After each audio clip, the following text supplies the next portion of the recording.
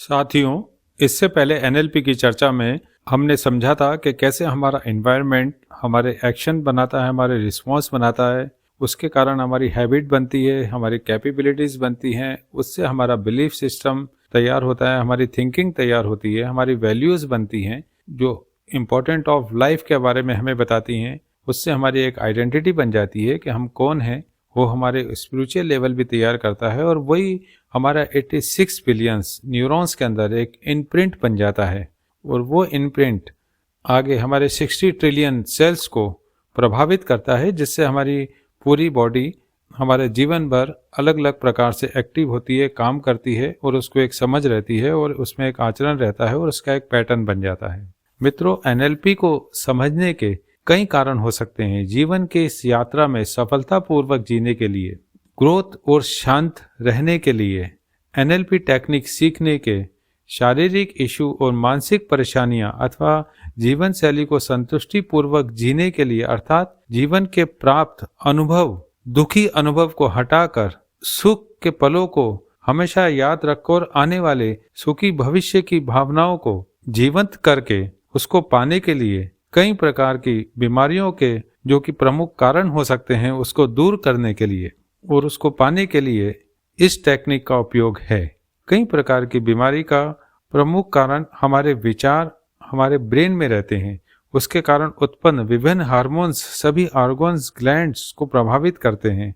यह विचार हमारे हार्ट को, हमारे डाइजेस्टिव सिस्टम को, हमारे लीवर को, किडनी को, हमारे अन्य सभी ऑर्गन पर, हमारे सभी शरीर के प्रमुख भागों पर असर डालते हैं। इससे ही हमारे जीवन के सभी गेन और पेन हमें मिलते हैं।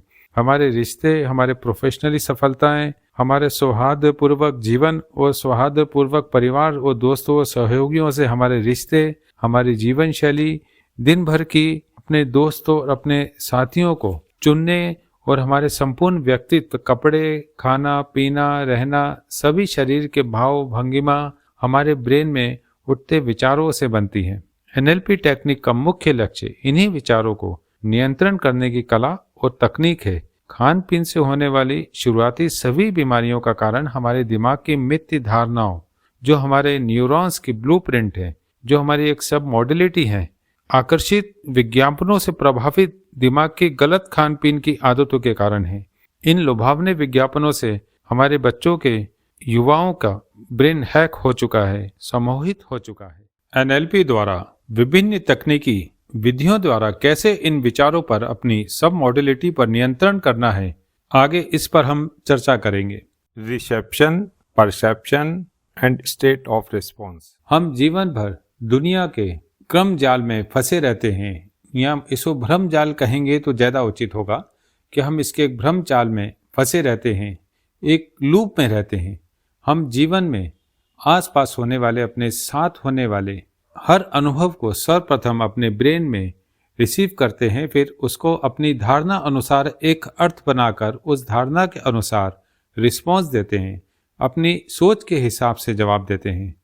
हमारे साथ होने वाले हर इवेंट को हम हमारी सभी इंद्रियों से ग्रहण करते हैं, अर्थात आँख, कान, स्पर्श, सुगंध, स्वाद, जिसमें प्रमुख रूप से आँख, कान और स्पर्श इम्पोर्टेंट रहते हैं।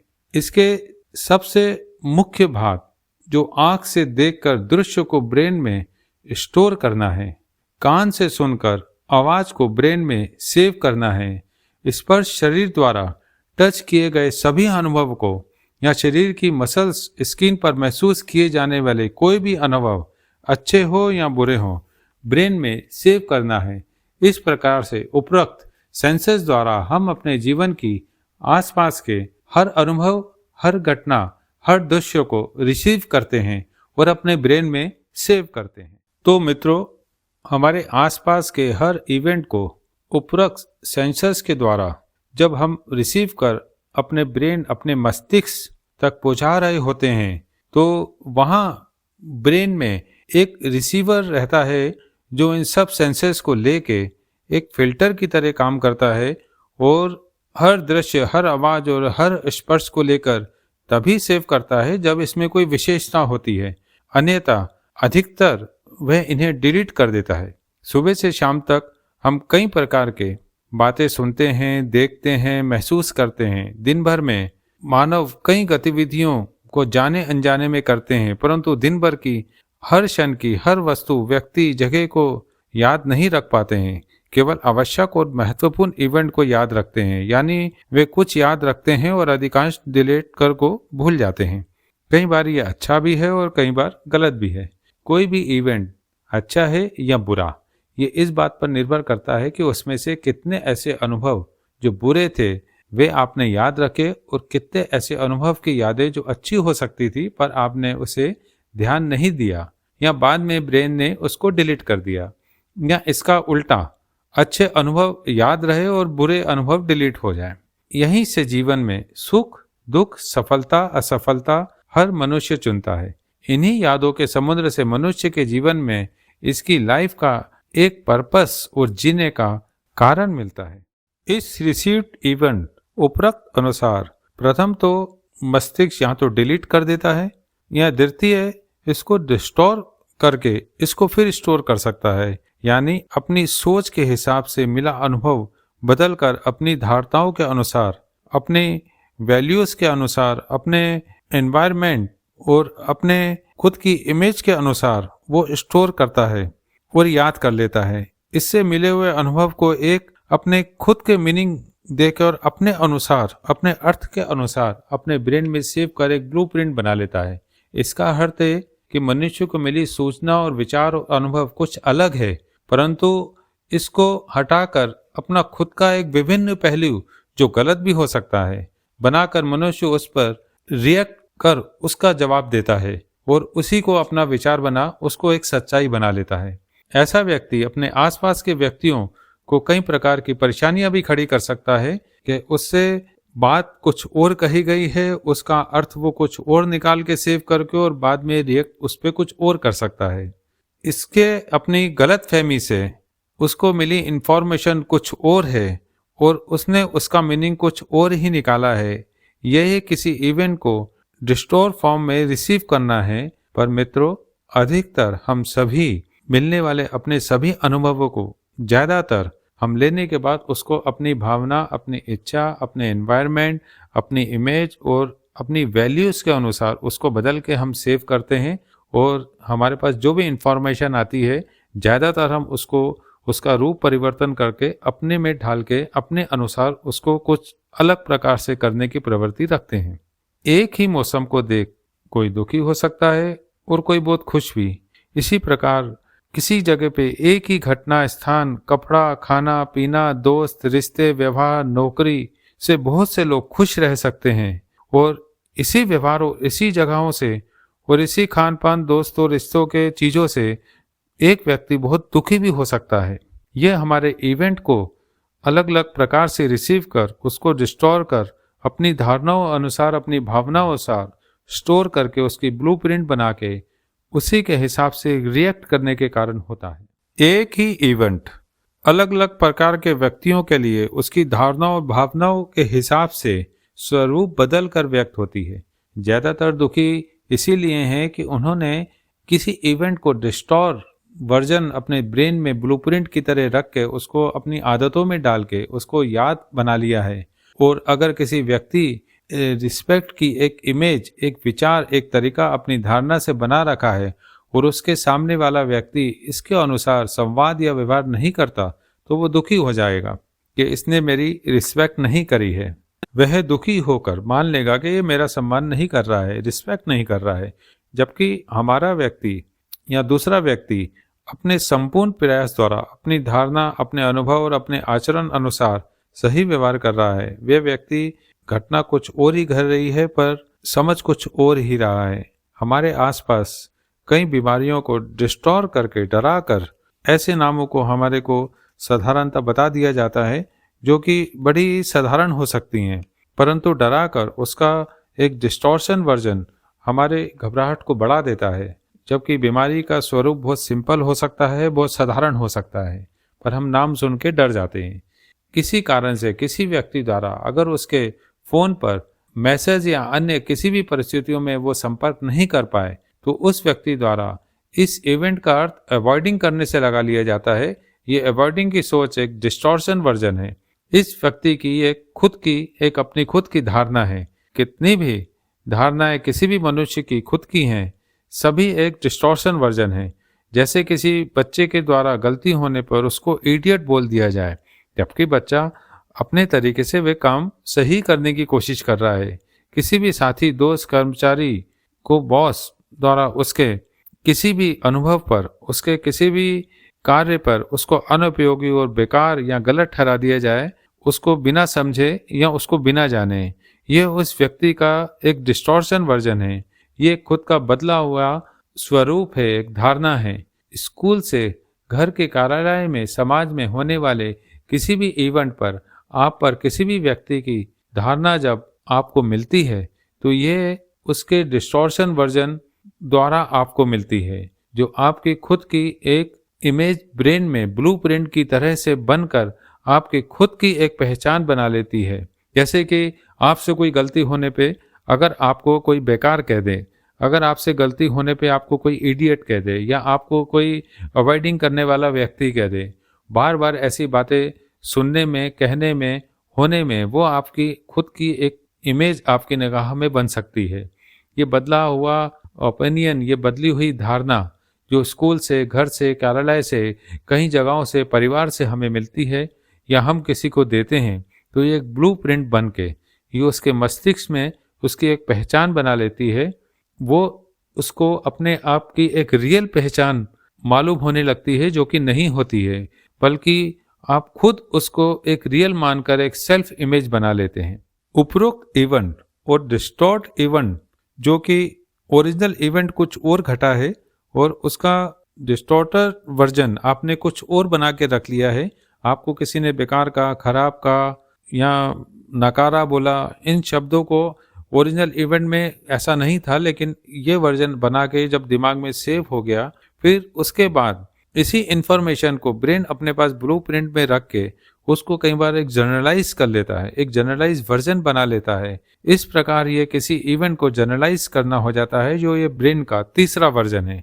जनरलाइज करना मतलब एक ही काम, एक ही इवेंट अगर बार बार आपके साथ घटने लगेगा, तो आपको लगेगा कि आपकी ये क्षमता आप ही के ऐसी है जो आपके साथ हो रहा है। अर्थात एक ही इवेंट अगर बार बार आपके साथ घटने लगेगा, तो आपको लगेगा कि आपकी यही क्षमता है, आप है ही ऐसे जो आपके साथ ऐसा हो रहा है। जैसे किसी कार्य में अगर 3-4 बार विफल हो जाते हैं, तो वे अपने बारे में एक फेलियर होने की धारणा बना लेंगे। खुद को असफल व्यक्ति समझने की खुद को एक जनरलाइज धारणा बना लेंगे कि मैं असफल ही हूं, जो बार बार मैं विफल हो जाता हूं। या ऐसे ही धारणा किसी दूसरे व्यक्ति के बारे में बना लेंगे जो 3 या 4 बार विफल होगा, तो आप सोचेंगे ये फेलियर ही है और ये ऐसा ही है और ये बार बार फेल हो जाता है। इसी को एक जनरलाइज वर्जन कहेंगे, जो ब्रेन का आपका बन जाता है।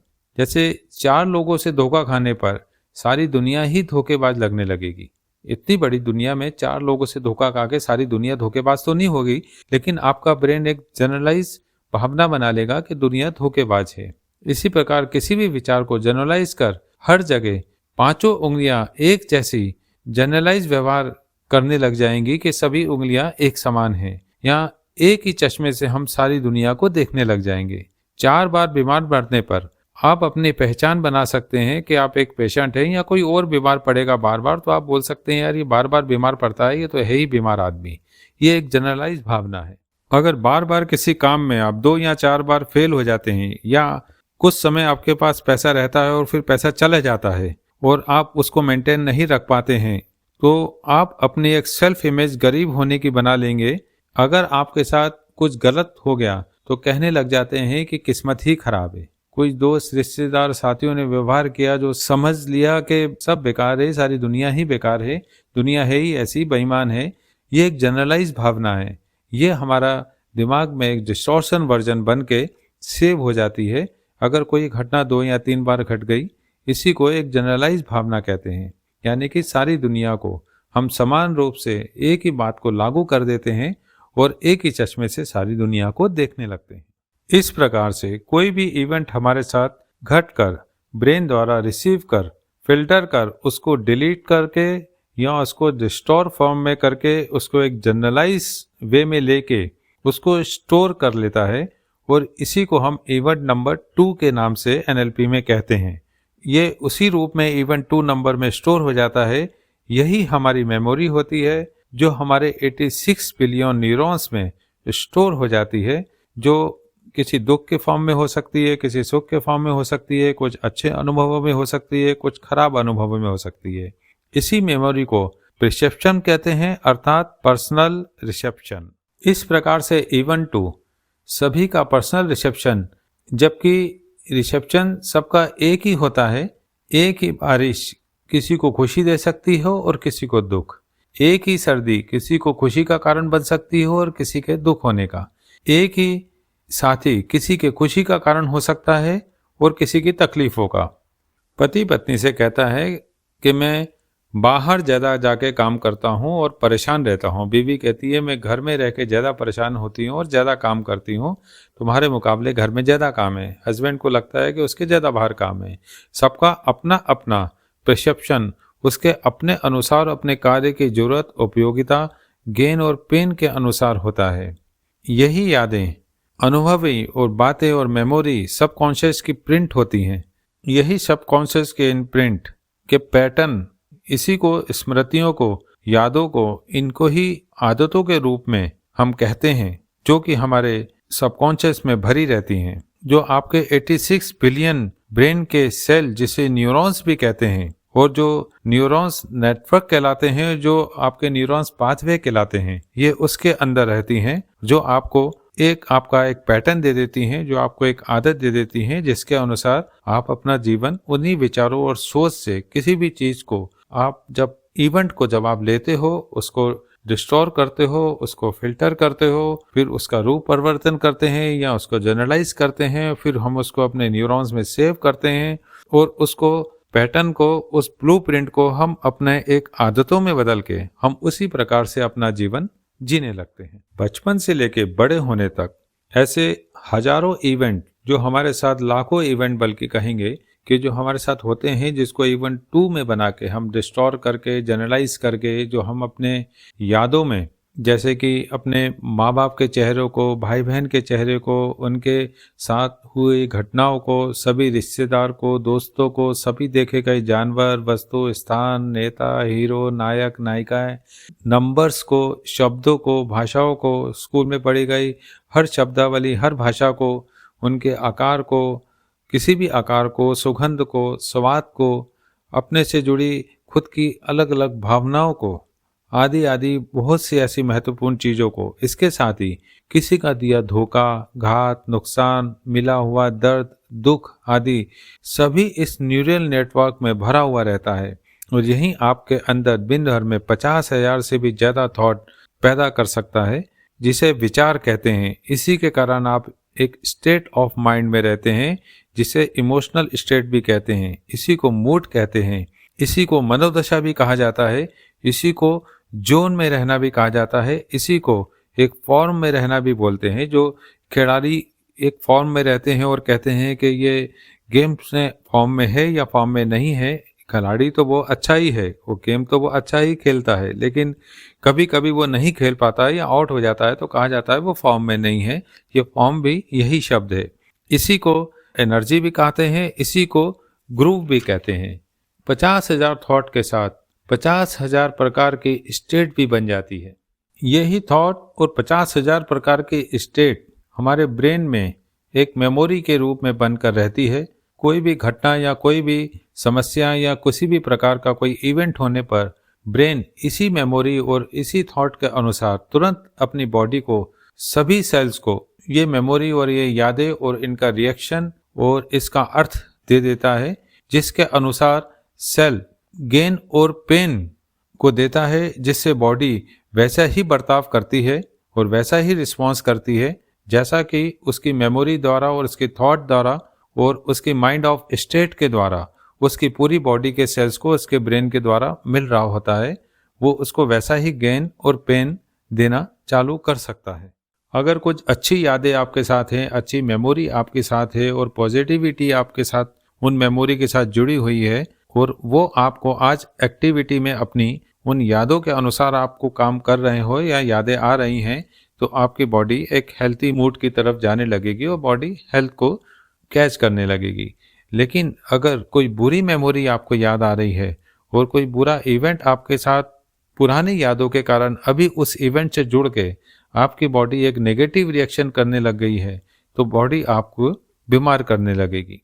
यह रिस्पॉन्स बॉडी में या तो वर्बल होगा या नॉन वर्बल। वर्बल यानी आप किसी से बाकायदा बोल के बोलेंगे कि I hate you, I love you, मैं तुमसे दूर जा रहा हूँ, मैं तुम्हारे पास आ रहा हूँ, मैं तुम्हें देख लूँगा, जिसके बाद वे खुद को कम्युनिकेट करे, खुद को अपने सामने लाके वो बात करे और अपने आप को उसमें एक्टिव करे। तो ऐसे में वो वर्बल एक्टिविटी करेगा। नॉन वर्बल गुस्से में लाल हो जाएगा, बोल नहीं पाएगा, लेकिन उसका शरीर के भाव भंगिमा बदल जाएंगे। वो रिएक्ट करेगा अपनी आंखों से, भाव से, अपने चेहरे से, अपनी शरीर से, घबरा के रहेगा, चुप रहेगा, डरा हुआ रहेगा, या इस प्रकार के शारीरिक कई प्रकार के वो केवल एक्शन या रिस्पॉन्स देगा जो बोलने या एक्टिविटी में नहीं आएंगे, जिसको केवल आप देख सकते हैं या समझ सकते हैं उसके एक्सप्रेशन चेहरों से। ज़्यादातर 90% बॉडी नॉन वर्बल रिस्पॉन्स ही देती है। एक्शन वाले रिस्पॉन्स या वर्बल रिस्पॉन्स कम ही रहते हैं। 90% नॉन वर्बल रिस्पॉन्स ही आते हैं इन धारणाओं, इन विचारों और इन प्रकार के थॉट के कारण जो कि हमारे अंदर बनते हैं, जो कि अच्छे या बुरे दोनों हो सकते हैं, जिसके कारण इवेंट 1 से इवेंट 2 बनता है। उस इवेंट 2 से हम अपने खुद की धारणाएं बनाते हैं। उस धारणाओं के अनुसार कोई मेमोरी आने में, कोई याद आने में, कोई इवेंट अभी घटने में, उस इवेंट को उस इवेंट और धारणाओं से जोड़ के अपने को जैसे रिस्पॉन्स में हम डालते हैं, उन विचारों में हम अपने आप को डालते हैं। उन विचारों में डालने के बाद अधिकतर 90% हम नॉन वर्बल रिस्पॉन्स ही देते हैं। दोस्तों, हमारी जितनी भी बीमारी हैं ये नॉन वर्बल बीमारी हैं। तो कोई भी बीमारी दूर करनी है तो स्टेट ऑफ माइंड में जाकर हमें इवेंट 2 में उसका कारण तलाशना पड़ेगा। इवेंट 2 में ही वह कारण है जिसके कारण न्यूरल पाथवे द्वारा कोई मेमोरी ब्रेन को देने पर उस माइंड ऑफ स्टेट का असर बॉडी के संपूर्ण सेल्स पर होता है, जिसके कारण बॉडी में नॉन वर्बल बीमारी पैदा हो सकती है। तो मतलब किसी तरह से इवेंट 2 में जो हमारा न्यूरल नेटवर्क में है, उस बात को, उस घटना को, उस इवेंट को जो गुजरी होगी, जो पुराने समय में वो 10 साल पहले, 20 साल पहले, बचपन में जब भी हुई है, उसको बदलने के बाद, उसकी मेमोरी को टेक्निकली हटाने के बाद, जब उस इवेंट के बदले में हम कोई सही इवेंट उसकी जगह डालेंगे, उसको बदलने के बाद, बदलने से बॉडी में मौजूद नॉन वर्बल बीमारी दूर हो सकती है, जो हार्ट को, लीवर को, किडनी को या बॉडी के अन्य किसी भी पार्ट में कोई भी बीमारी का कारण बन सकती है। तो इसमें NLP टेक्निक बहुत इम्पॉर्टेंट है, इसको सीखना इम्पॉर्टेंट है। इसके लिए किसी टेक्नीशियन से आप मुलाकात करें या समझें बात को, या इस क्लासेस को आगे समझें, इसको देखें और इस बात को जानें कि किस प्रकार से NLP टेक्निक द्वारा पूर्व में घटे हुए इवेंट को आप हटा के अपनी मेमोरी से बिल्कुल डिलीट करके उसकी जगह आप सही इवेंट और सही फ्यूचर और सही भविष्य की कल्पनाओं को मेडिटेशन के द्वारा लेके इनको किस प्रकार से आप अपने जीवन में उतार सकते हैं और बहुत से ऐसे नॉन वर्बल मूवमेंट से, यादों से जो बीमारियां आपको आ रही हैं, इनको आप दूर कर सकते हैं। अगर ये चर्चा आपको पसंद आए तो लाइक जरूर करें। अगर आगे बने रहना चाहते हैं तो सब्सक्राइब जरूर करें। और अगर ये चर्चा आपको किसी को बताने में अच्छी लगे तो इसको शेयर जरूर करें। धन्यवाद।